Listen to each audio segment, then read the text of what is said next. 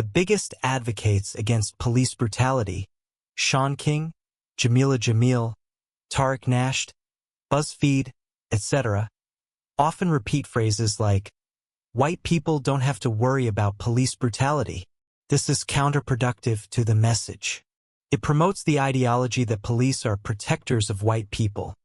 Then the media amplifies these messages, which leads some individuals to call the police every time they are inconvenienced. But let's be clear. I worked at a gas station and there are plenty of people of all backgrounds who act this way. It's not exclusive to one group, but rather to childish, spoiled individuals who always have to get the last word in. In 2019, there were 67 unarmed white people killed by police, and there were 12 unarmed black people killed by the police. There are more deaths by police overall, but the remaining numbers represent people who were confirmed armed and dangerous.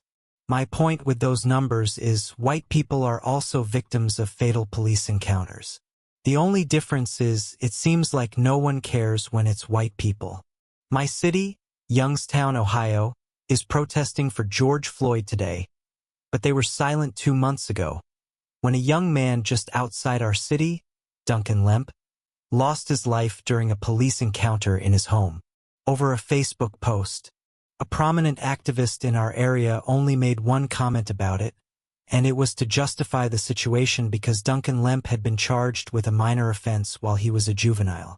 This same activist is now criticizing people for bringing up the fact that George Floyd had a history of criminal charges as an adult. Neither should be used to justify a loss of life, period. But this just shows the inconsistency in the narrative. No one spoke up for Sarah Wilson, who passed away after a tragic incident involving a police cruiser, where accounts of the event remain highly controversial. No one spoke up about Daniel Shaver, who had the police called on him by a hotel clerk because she mistook his work equipment for a weapon. Hours later, the police showed up, and the situation ended in tragedy after a series of confusing commands. He was unarmed and pleading for his life.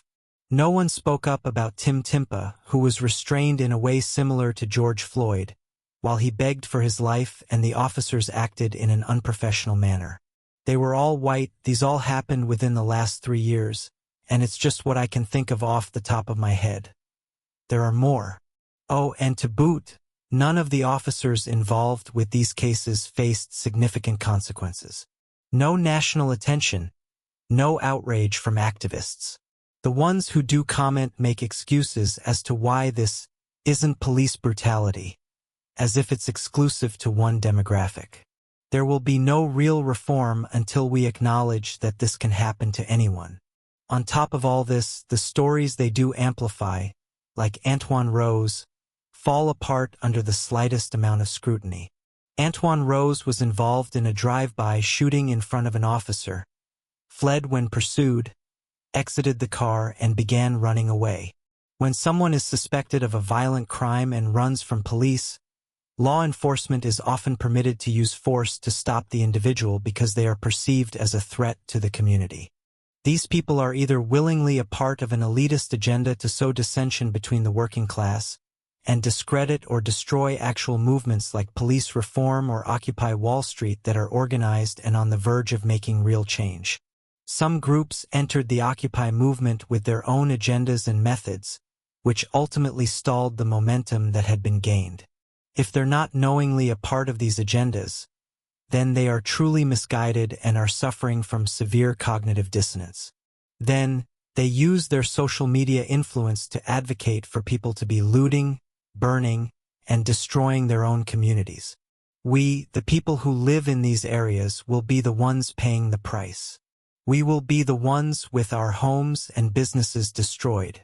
I'm lucky enough to live outside the city limits, but my workplace isn't, and a lot of my friends aren't, and they're worried. I just find it frustrating that celebrities are tweeting things like, "Black people built this country. They have every right to tear it down." Yes, that's easy for you to say from your protected position, but they're destroying entire communities and nothing else. This has given a free pass for criminals and others looking to cause chaos under the guise of a revolution, only to then comfortably return to their safe neighborhoods. All the people I know are terrified for this protest in our city today. In fact, 2 people I work with will be staying at my house until this is over. So my point is, call out police brutality no matter who it's against if you're an actual advocate against it. And stop destroying impoverished areas. This will cause insurance rates in the area to skyrocket and property value to plummet. The same thing happened to Ferguson, and it still hasn't recovered. Not to mention, to most people, these riots are showcasing exactly why communities value safety and order in the first place. Be safe, everyone.